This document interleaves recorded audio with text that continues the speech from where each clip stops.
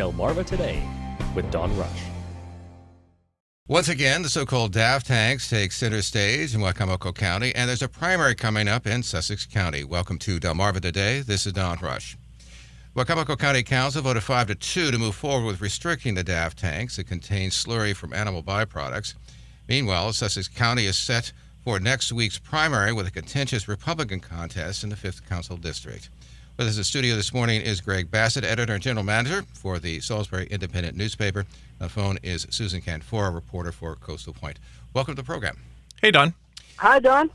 So, Greg, I want to turn to you, and we had a fairly long meeting at the Wicomico County Council the other night about these tanks. Tell me a little bit about what we know so far, and I understand that we're going to see this come up again in October. Yeah, what the council did is, these things are passed in 3 stages, and the first stage was to advance the bill from the introduction. There were actually 3 bills that were being considered, and one had a very long amendment, which the council president, John Cannon, sort of declared to be out of order because it was such an amendment, such a long amendment, it needed to be its own bill. But anyway, this thing's going to advance. There's going to be a public hearing again on October 3rd or 4th, whatever that Tuesday is. That will also be a night meeting. But they did advance the idea of banning these DAF tanks. Now, there's the one big DAF tank that is the center of all the controversy out near Mardella Springs. It's an odor issue. It's a bug issue. It's a traffic issue with the big trucks. And there's all kinds of ramifications with this. There's all kinds of delicate legal ground that the county is on. This is a state initiative. The county can't go against something that the state legislature has acted on. The state legislature thinks this is a good idea to have these things. Certainly a lot of the farming trade groups think it's a good idea. A lot of the farmers think it's a good idea. So they're on really delicate legal ground if they try to ban this thing. They can try to change the zoning. So that's one of the proposals, either to put these tanks in industrial areas, which really doesn't make sense, or one of the new things that was introduced in the last meeting and got no traction at all, but the council president is advocating for this, to put these things in the A1 agricultural districts, and those areas are very, very remote. So the idea is that a tank like this, or a smaller version of the tank, could be located in an agriculture area, but it would have to be really remote with a huge radius around it, a huge buffer of up to a mile, or something on a farm of at least 100 acres, some kind of property with that. So lots still to decide about this. Residents have certainly viewpoints on this. The farmers have a viewpoint on this. The environmental advocates have a point on this. The poultry industry has a view on this. Everyone has competing views. They're all competing. They all say that their facts are the true facts. And as a reporter, it's difficult to wade through this stuff because everyone has an opinion. You see the farmers divided on this thing. It's quite an issue. The council's tried to sidestep this thing for 3 years.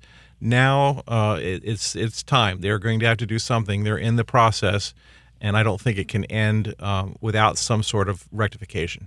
As a matter of fact, well, I want to give people sort of a sense about what happened on Tuesday night. Here's John Cannon, who, as you said a moment ago, favors putting these things in the industrial areas. The DAF tank that we currently have, I hate it. I hate that DAF tank. I think it's an antiquated system. I think it's a plague in the neighborhoods. I just do. I'm sorry. When something smells like that, you have what is legally right or wrong and what is accepted and wasn't accepted. I think there's something seriously wrong when you have this type of conflict, and it can be resolved. The main reason I really wanted to go with option A1 was because, as Mr. Pusey, I think, was mentioning, if you'd taken this DAF tank and this DAF tank was in any of those areas in A1, we wouldn't have the neighbors here, because it resolved that problem. And, of course, then there was council member Bill McCain, who, as you mentioned a moment ago, actually favors some form in the industrial areas. And perhaps, as I was talking to Josh Hastings, another member of the council really preferred something that was enclosed. Wicomico County is not a good candidate for DAF tanks, period. And the question for me is, do we do a prohibition? I proposed an amendment that, John, you keep mentioning compromise. It is a compromise, and certainly it would allow the enclosed systems, which is the future of how DAF's going to be handled.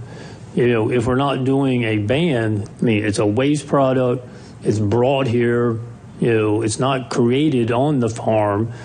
it's trucked here to be stored, and that is that is what our I-2 is for. And of course, now the Councilmember Josh Hastings said he favored just simply banning these things altogether. Says you can truck this stuff in, you can apply it to your fields, and which apparently the council has no jurisdiction over in terms of application. But then, as you point out a moment ago, there's this conflict within the agriculture community. On the one hand, you've got the poultry industry who certainly wants this. On the other hand, of course, we have some of the farmers saying no. I think that was really sort of well documented in the testimony that came in during the public hearing between Holly Porter, she's the executive director of the Delmarva Chicken Association, and Charles Wright, who is president of the Wicomico County Farm Bureau. A lot of concerns about putting a ban on an ag storage structure that holds an ag product that is no different than a chicken house or manure storage or a commercial fertilizer storage tank. I've carried a lot of water for the chicken industry that I don't like, but I did it. But this is different. And you can have all those buffers you want. Because I can tell you, I can smell that tank from my house and I'm 5 miles sometimes. So then you think about that buffer and those people that live there. So what do we make of this divide that seems to be popping up here with the Farm Bureau people saying, no, these are not necessary? And is there any sense, by the way, as to the urgency to have these things in the first place? A couple of points, if I may. Sure. One is that John Cannon actually called me yesterday, and he was concerned because at the end of the meeting, he did say he hated the DAF tank. And he didn't want that to be the focus of the meeting, which I understand.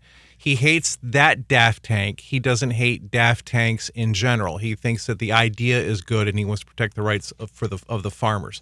So I get that. And his point is that they can be located not so much in the industrial area, in that remote agricultural area. So that's what he's pushing. That idea got no traction in the last meeting. They weren't entertaining that. I think he's going to work on it here in the next 2 weeks and he'll get some traction on that. But that is where he stands. So he just wants to make it clear that he's not opposed to DAF tanks at all. Holly Porter from Delmarva Chicken Association, they see this stuff as something with value. It's like fertilizer, that it's not a waste. I think Josh is probably wrong in that not wrong, but you could argue that the stuff has to be stored somewhere, because in the wintertime it can't be applied. It can only be applied certain months. It's got to be stored somewhere. It could be stored in another location in the state, not necessarily in Wicomico County, and then hauled in and then dispersed by farmers, but it's got to be somewhere.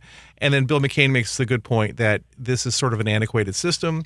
This has got an open top on it. The idea with this tank is that the air sort of solidifies the stuff that's floating in there, and creates sort of a glaze across the top, and that keeps the smell from emitting. But what I'm hearing is that never has happened. Either the tank's used so frequently or something has happened to prevent that glaze from forming over the top, hence the bugs and the smell. So those are just some of the points, but you're right. Like Charles Wright, who, even though he sounds like a farmer when he talks, he's one of the smartest people I've ever met. He's just a genius in terms of farming. He's a great guy. And yes, they've had to defend the poultry industry forever as farmers. He's not a poultry farmer, but he defends other people who are poultry farmers. You heard what Holly Porter had to say. And then the other thing, Holly Porter's point is that the old slippery slope idea, the idea that if the council can ban an agricultural use with these tanks, what's next? Well, they say, on the extreme, well, chicken houses smell bad. We're going to ban chicken houses. I don't think anyone's going to do that. I don't think that's the thought process at all. But that is the concern. The slippery slope concern has been articulated by the Delmarva Chicken Association. But isn't that something that's been there all along? We saw this, for example, when they battled over the large chicken houses, right?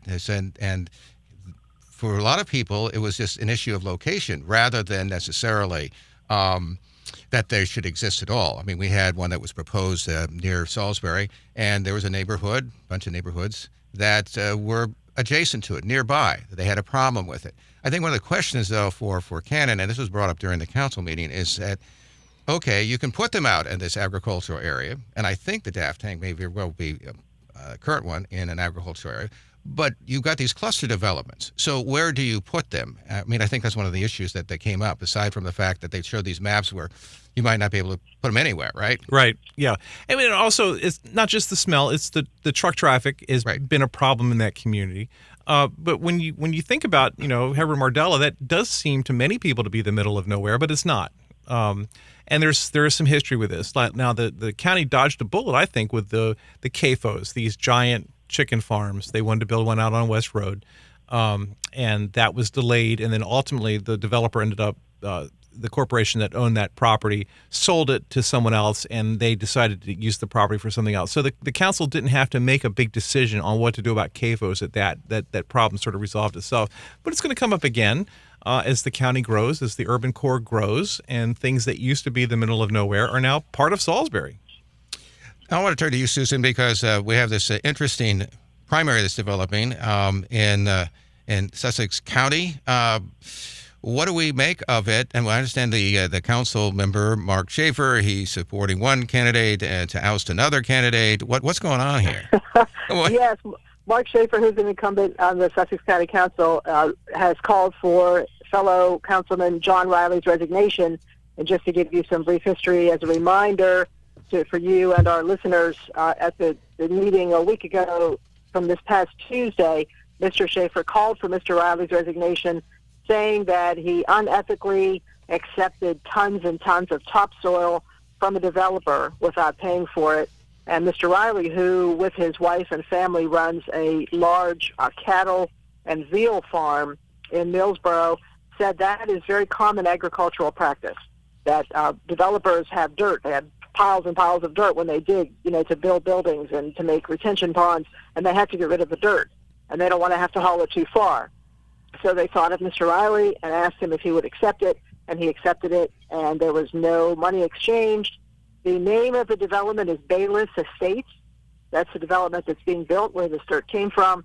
And he said he has never voted on anything that's come before the council concerning Bayless. And if anything ever did go before the council concerning Bayless, he would recuse himself immediately.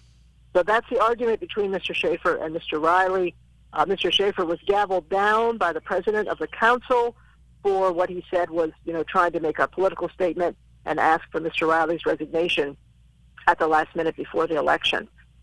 Since then, I had long interviews and conversations with Mr. Schaefer and Mr. Riley, and Mr. Schaefer has increased his estimate of the value of the topsoil. He said that it was originally, he thought it was valued at about $10,000 for the soil, the equipment, and the men and women on the crew who drove it there and spread it on his property. Now he says it's tens and tens of thousands of dollars, and he thinks that Mr. Riley should be investigated and resign. Mr. Riley told me he absolutely has no plans to resign, and that he did nothing wrong. He and his wife did nothing wrong. They did what all people in the agricultural community do. They accepted dirt from a developer, actually to help the developer. He said his farm was the closest one to the development. Otherwise, the developer would have had to travel to Laurel, which is a little farther away. So that's the argument. Earlier this week, Mr. Riley's contender, who is Keller Hopkins, sent a letter out accusing Mr. Riley of inappropriately mailing out a pre-election mailer. And Mr. Riley told me that it's a pack mailer and did not come directly from him. And what I found really interesting, Don and Greg, is that the letters that both Mr. Schaefer and Mr. Keller wrote and sent as letters to the editor repeatedly spelled Mr. Riley's name wrong in all different ways. His name is spelled Rieley, and it was spelled in a variety of ways. The grammar and the spelling of both of those letters was so atrocious that it was obviously just rushed off. The letter was just rushed off in a hurry, which makes me, just as a reader, wonder about the quality of the content.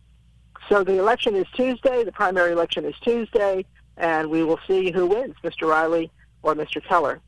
What is this between Mark Schaefer and John Riley? I mean, why is it that he's so intent on getting him out of office?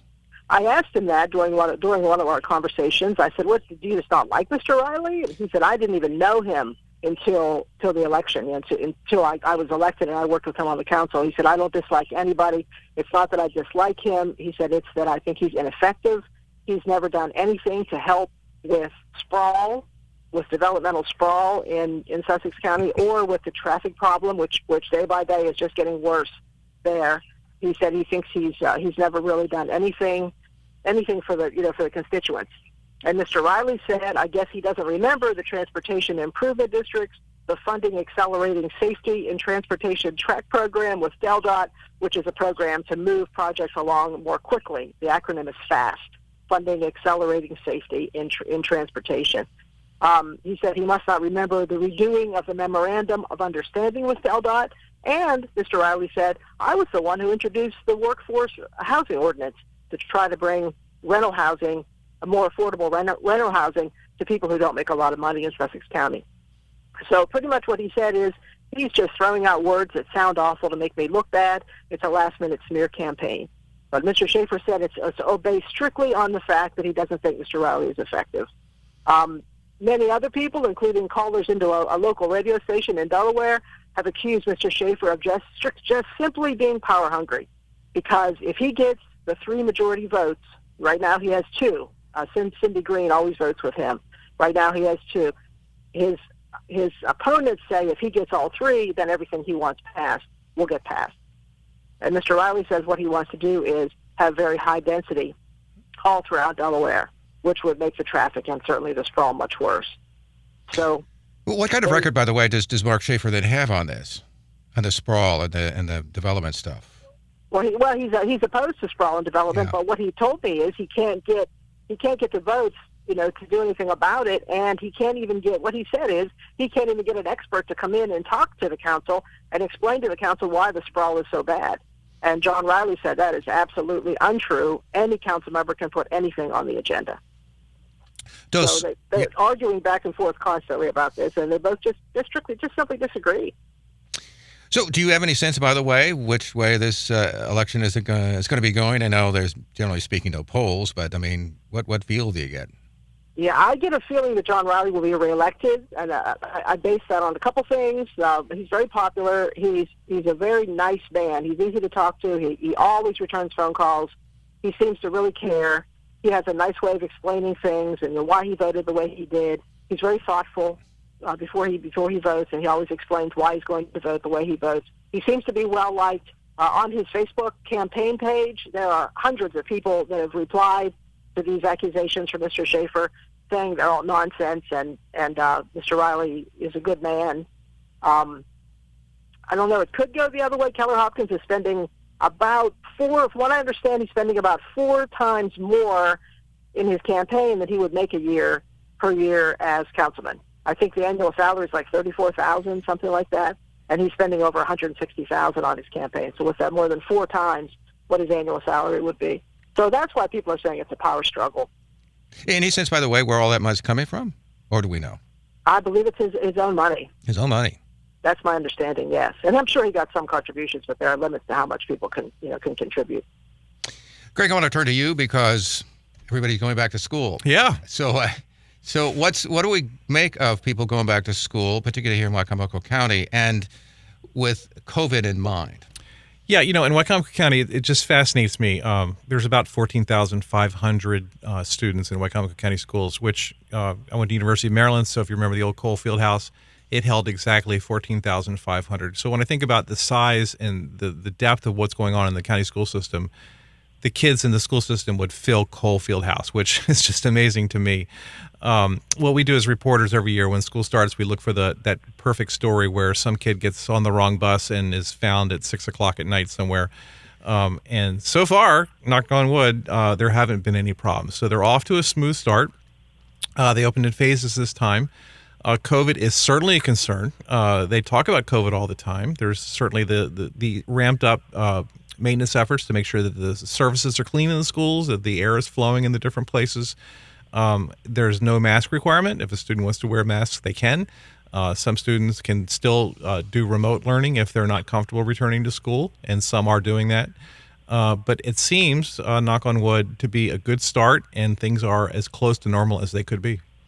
Any sense about concern over vaccinations? Did anybody have to be vaccinated? Are there any requirements for that? No, there's the classic vaccination requirements that the state has always implemented, but there aren't the vaccination requirements for the kids that are in school now. And of course, there's the same criteria from before. If they test positive or they become sick, there's time that they have to be out of the school. But otherwise, it's as much normal as you can imagine. So, any sense, by the way, how the teachers are reacting? Are they glad to be back in the classroom? Yes, my sense is that they're glad. There is a teacher shortage in Wicomico. It's not as severe. The school system has done a good job, I think, in recent years of increasing pay, and retention and recruitment are really, really important, more important than ever. So it seems, again, like things are pretty good. There's not a lot of stress over that. The security issue is certainly on everyone's mind. There's lots of thoughts about that. There's a school board election in progress, so that'll be happening in 60 days. So there's certainly a lot of discussion among the candidates about what needs to happen in school. But I have to say, the new superintendent, Dr. Micah Stouffer, who has replaced Donna Hanlon here in Wicomico, he's off to a good start. You see him very much involved in the schools. He's there. He's been very active. And like I said, it seems like a good start. You mentioned by the moment ago this idea that we're certainly having this board of elections, a board of education elections. Any sense about they're aware, the teachers' administration, how some of this could change? Because obviously some of the candidates have some fairly certain views about where the direction of the school should go. Yeah, there's two things on that. I mean, if you look on social media, there's certainly a lot of discussion about that and a lot of concern. If you kind of look at the history, in the last 5 years on the school board, 6 years on the school board, there have been 3 people who've joined the school board who, when they were running or when they were articulating their viewpoints out in public before being on the school board, were very critical of the school system. And then once they got into the school system, I don't know how they were co-opted, but they were, and they became big fans of the school system. So a lot of the criticisms evaporated in terms of what they said. Once they got into the tent, they could see what everyone was up against. They realized that their viewpoints from outside weren't necessarily accurate to what was going on inside. I think there's some hope that that's going to happen, but we'll have to see in terms of the election. And Susan, I want to turn to you because we had this sort of actually remarkable statement from Tom Marvel. He's a grandson of Nutter Marvel, founder of the Marvel Carriage Museum, saying take the Confederate flag down. What's going on behind that? He's asking that either the flag be taken down or the name of the museum be changed, that the Marvel name be taken off the museum. And what he wants to do, Don and Greg, is to reserve and protect that very important and valuable family name. And you can't blame him. The flag, this Confederate flag, has a long history of being associated with racism and standing for prejudice and hatred, and it really has no place. It has no place in our country, and it certainly has no place in a small town like Georgetown, which is the county seat of Sussex County, or anywhere in the country. These are peaceful people in Georgetown who want to carry on the historical legacy. The Marvels are peaceful people, well-respected people in that area, and they want to carry on the historical legacy of their family. And it's an embarrassment to have a flag flying in the breezes of Georgetown every day. Cars pass by, people walk past, and that flag is flying. Flags are designed with a purpose. The American flag has the stripes that represent the original 13 colonies and the stars that represent the 50 states of the Union. And the Confederate flag was designed as a flag of hatred and bigotry. And it certainly has no place. It certainly has no place there. So Mr. Marvel is asking that either they put the flag inside behind glass, as the mayor of Georgetown has asked several times, put it somewhere where a curator can explain it, say, look, this was a very dark time in our history, but this flag did exist, and, to know about the country, to learn about America, we have to know that it happened, but we don't have to fly it freely, under the sun every day. So that's what he's asking, and I believe the council will address this eventually. I don't know if they talked about it this week or not. I haven't heard, but we'll keep you updated. Do you think that this is going to put any kind of pressure then on the museum folks, well, in particular the Georgetown Historical Society, to perhaps revisit this idea that they're so obligated to keeping this thing up? I think it will, and I certainly hope it does. It's been a contentious issue on the town council.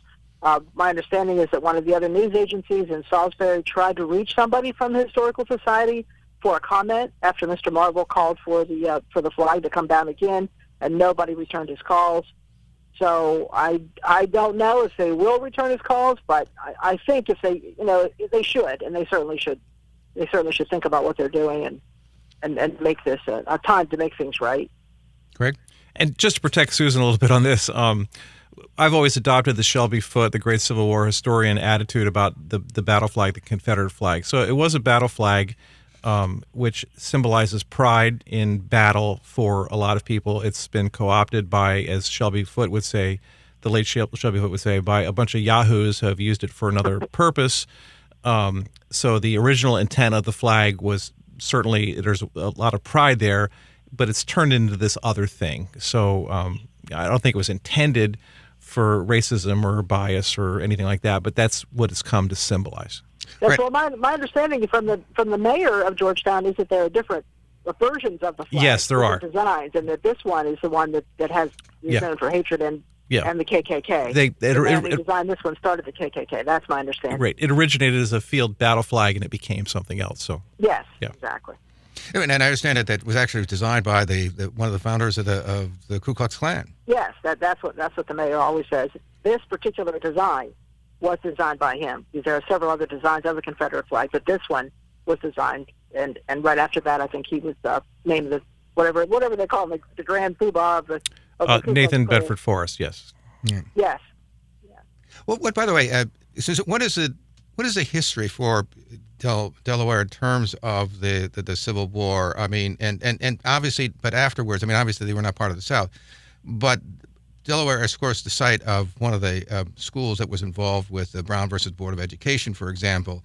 Is there a sense about the history of this state in terms of race? My understanding is that Delaware, if I'm not mistaken, Greg, maybe you know more about this than I do. My understanding is that Delaware was on the side of the South. No, it's on the side of the North. Yeah, it was on the side of the North. Yeah. Okay, it's on the side of the North. Yeah. So that's all the more reason not to fly the Confederate flag. Right. Greg, this sense about Delaware, I mean, because it was the site of Brown versus Board of Education. Matter of fact, I went up there, I think, a few years back to look at and talk to people who actually went to one of the schools, segregated schools up there. Yeah, when you look at Delaware, really, the Mason-Dixon line does come down to Delmar, but you could probably draw it across Kent County because Sussex is its own world. Parts of Kent are its own world, separate from the northern part of Delaware, just as the Eastern Shore is very much different than Baltimore. Mm. So finally, just briefly, how's the election going? We got Giordano running there. And one of the things that struck me, by the way, was we had Ernie Davis, member of the council, who's always running for the county council seat as a Democrat. And he seemed very upset, by the way, about the potential banning, by the way, of these DAF tanks. What's going on there? Any sense about what's happening? Well, people are asking me all the time, where's Ernie Davis? Where is he going to run a campaign or not? Julie Giordano is out there. She's been very aggressive. She's still on social media. She's still doing events. She's raising some money, and I'm not seeing the same thing with Ernie Davis. So also Amir Boda, the Libertarian's in that race. He's actually been more aggressive, at least on social media, in terms of announcing stuff than Ernie. So everyone's like, okay, Ernie, where are you, Ernie? And after maybe he's waiting for after Labor Day, which is the traditional start of the campaign season.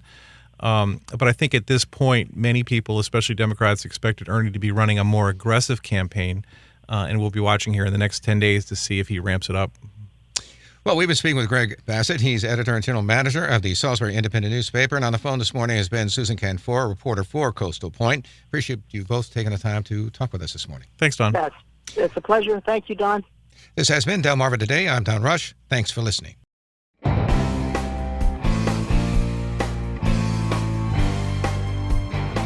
Delmarva Today with Don Rush.